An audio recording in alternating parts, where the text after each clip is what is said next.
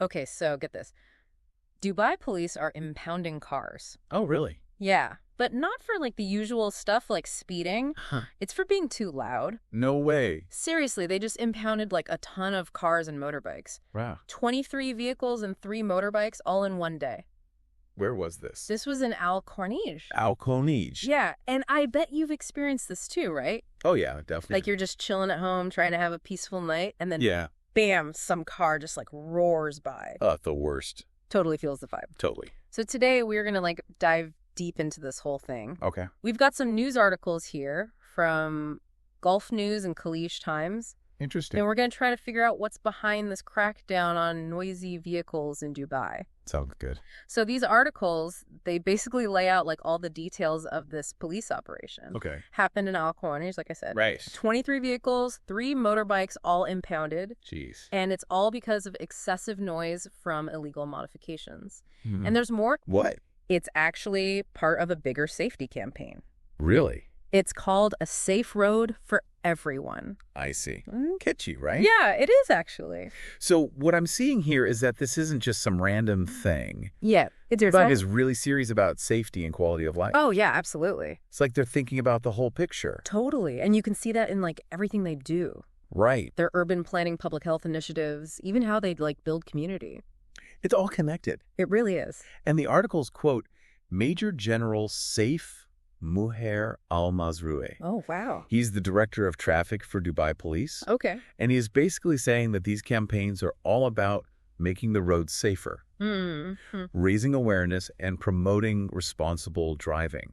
Which makes sense. Totally. But here's the thing. What's that? If you want your car back after it's been impounded, Yeah. you're looking at a hefty fine. Oh, no. Up to 10,000 dirhams. Whoa. Yeah, that's serious money. It is. So, like, what even makes a modification illegal in Dubai? Right, good question. Is there like a decibel limit or something? Oh, this is where it gets interesting. Okay. So there's this thing called Article 2 of Decree No. 30 of 2023. Okay. You can think of it like the rule book for car modifications in Dubai. Gotcha. It lays out exactly which types of modifications are a big no-no and what exactly qualifies as excessive noise, Makes sense because, like, especially in a city Dubai's known for. known for its luxury cars, Yeah. high-performance cars. People. They love to show off their cars. Exactly. So it's kind of a tough balance, right? Yeah. You want people to be able to express themselves, Right. but you also don't want everyone to be like suffering from noise pollution. Totally. So yeah, it's all about finding that balance. And it's not just about, like, fancy sports cars or whatever. Oh, yeah? One of the articles I read was talking about this really sad incident. What happened? This 15-year-old boy, Oh, no. his name was Ahmed Abdullah Mafaz. He drowned off of Mamzar Beach in Dubai. Oh, wow. Yeah, it was really tragic. Right back. They were able to rescue his sister, but he didn't make it. That's so sad. Yeah, it is. And this was recent. Yeah, just recently. Wow. So now this might seem completely unrelated. Yeah, But I think it actually shows how seriously Dubai takes safety. I see what you mean. It's not just about the roads. It's about everywhere. Exactly. They want to make sure that everyone is safe no matter what they're doing. That's really good. Whether you're cruising down Sheikh Zayed Road Oh, or hanging out at the beach, they've got you covered. they want to prevent these kinds of accidents from happening. I like that. Okay, so speaking of safety, Yeah. it seems like the Sharjah police are trying something new. Well, what's that? They have this exhibition. Okay. It's called My Family is My Greatest Wealth. Interesting title. Yeah, and it features a pretty intense exhibit. Oh, They have a model of a drug addict's room. wow. That's I know, right? pretty hefty. It's definitely meant to be impactful. It's Yeah. like a real in-your-face kind of thing. I bet. So I'm guessing the purpose of this is to like really warn people about drug addiction. Oh, for sure. It's definitely a way to get people talking about it. And thinking about it. Yeah, exactly. Sometimes you need something Yeah, like a visual, like shocking. yeah, something shocking to really drive the point home. Like get real. Yeah, exactly. Because drug addiction, it's not just some abstract problem. Right. It affects real people, real families. Hey, so I'm thinking they're also trying to show how things like parental neglect Yeah, can actually make relapse more likely. that makes sense. And they're also providing information on legal resources that are available to families who are struggling with addiction. So it's not just about scaring people. Right. It's also about providing support.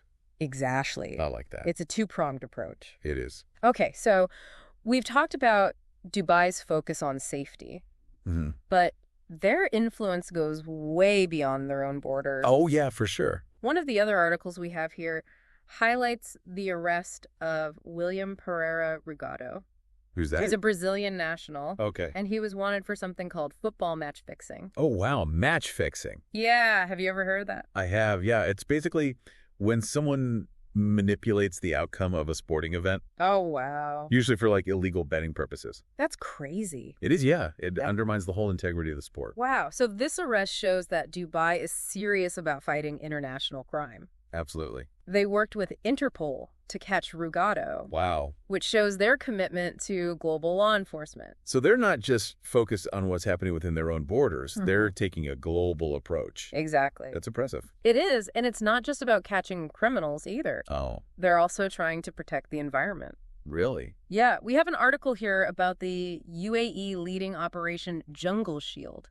What's that all about? So this operation targeted illegal gold mining in the Congo Basin. The Congo Basin? Yeah, so if we zoom out a little bit, Okay. we see that the UAE is taking a strong stance on environmental sustainability. Yeah, that makes sense. The Congo Basin is super important for biodiversity, Oh, yeah. and illegal mining is just destroying those ecosystems. It's a huge problem. It is.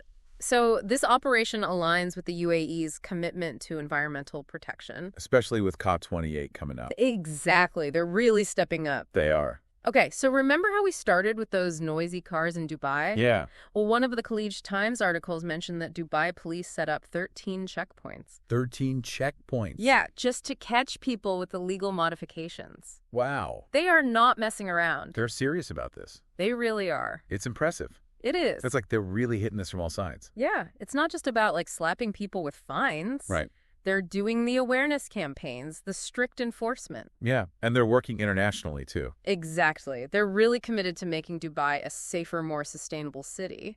It's pretty... And they're not afraid to get creative. That's for sure. I mean, that drug addicts room exhibit, Oh, yeah. talk about a bold move. It's definitely one way to get people's attention. Yeah, you can't just ignore something like that. It really makes you think about the human side of things. Right. It's not just some abstract problem. It's about real people struggling with real issues. And families, too. Exactly. It really shows you how far they're willing to go to protect their community. It does. I mean, going after those international criminals like Rugado, Oh, yeah, the match-fixing guy. it sends a clear message that they're serious about upholding the law. No matter where you're from. Exactly. Crime doesn't stop at borders. And they're not letting it slide. And it's not just about cracking down on crime. Right. They're also taking a stand to protect the environment. Operation Jungle Shield. Yeah, that really shows their focus on sustainability. Illegal mining is a huge problem. It really is. It destroys ecosystems, fuels conflict, contributes to climate change.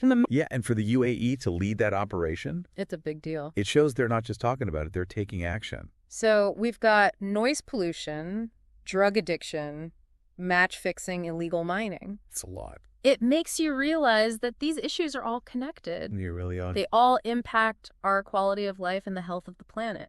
It's a global challenge. It is. So what can we do about it? Well, we can start by being more aware. Aware of. Our choices, Okay. like the businesses we support, Yeah. the way we treat the environment, Right. even small things like reporting a noisy vehicle. Yeah.